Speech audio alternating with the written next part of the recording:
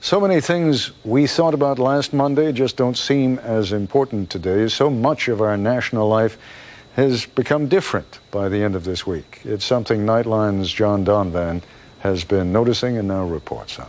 A lot of smart people have remarked over the past few days that the world as we knew it here in the United States changed forever on Tuesday. 5 words sum it up. We are not safe anymore.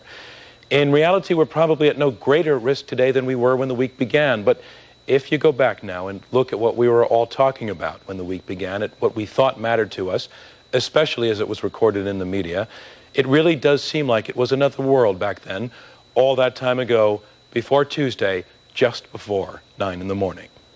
Can it really be that what most of the newspapers were highlighting on their front pages this past Monday morning was the big game, or the big match, or the big record? Plus, superstar Michael Jordan in the news, the strongest. And of course, on television, it was the big story. It would be terrific to see him back. It seemed so important then. It seems like such a luxury now. We in the National Football League have decided that our priorities for this weekend are to pause, grieve, and reflect.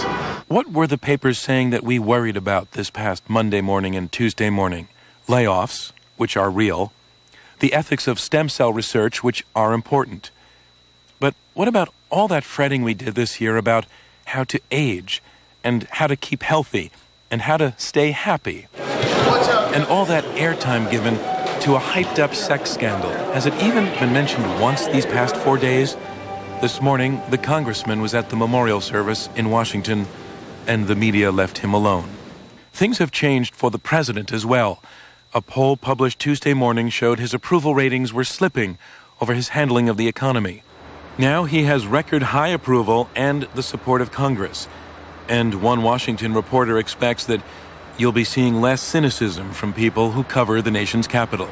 The impact of this, even we as journalists haven't even begun to absorb.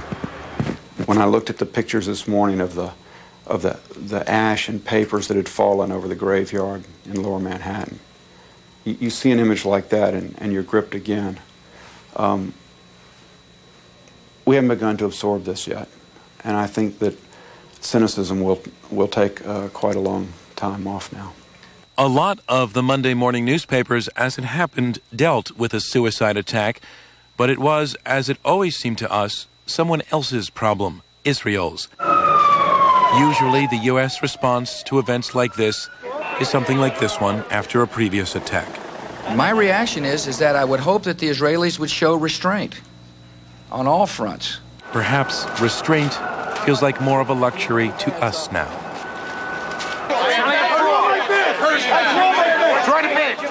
It's been a pretty good run for prosperity these last few years, especially for people who worked in New York's financial district. Owning stuff seemed so important. Monday's newspapers again, they were full of the usual ads. And now, well, as you know, the networks aren't even running commercials for the time being. As for shopping, buying stuff, a lot of people seem to have lost their appetite for that this week. The Washington Post quoted a Neiman Marcus salesperson who said that she felt ridiculous selling lipstick this week with, as she said, all the death, the tragedy. Priorities shifted when those buildings came down. Yesterday we heard this put most eloquently and painfully by the head of a Wall Street firm who lost 700 of his 1,000 employees in the attack. I think it's amazing, and I think it's amazing. You have 300 people. They lost all their friends. They lost the person to their left. They lost the person to their right. And they call me up and they say, I want to go to work. I said, why do you want to go to work? Let's just go to funerals. And they go, no, I want to go to work. I can't stay home. I can't stay home. I have to work. I have to do something. And so they actually wanted to try to figure out how to be in business. It's unbelievable. It's great. It doesn't make sense. But the reason they want to be in business, and there's only one reason to be in business, is because we have to make our company be able to take care of my 700 families. 700 families. I have 700 families.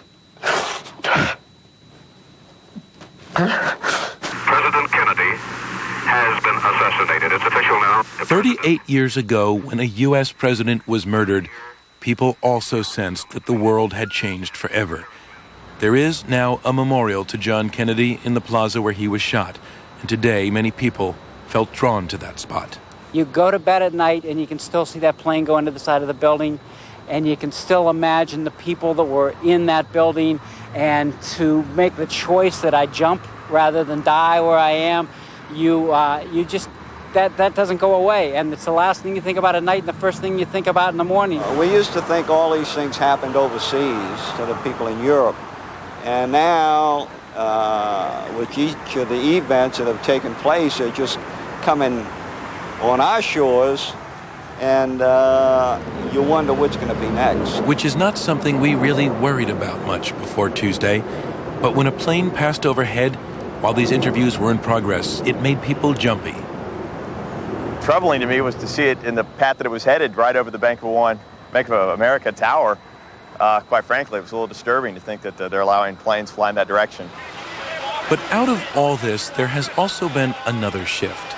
For the first time in ages, we may be seeing heroes, real heroes, not athletes playing a game, or celebrities playing a role, or politicians playing for votes, but quiet people taking real risks that they don't have to, and for no reward. And another good thing since the world changed on Tuesday, it's that sense of community we can all feel.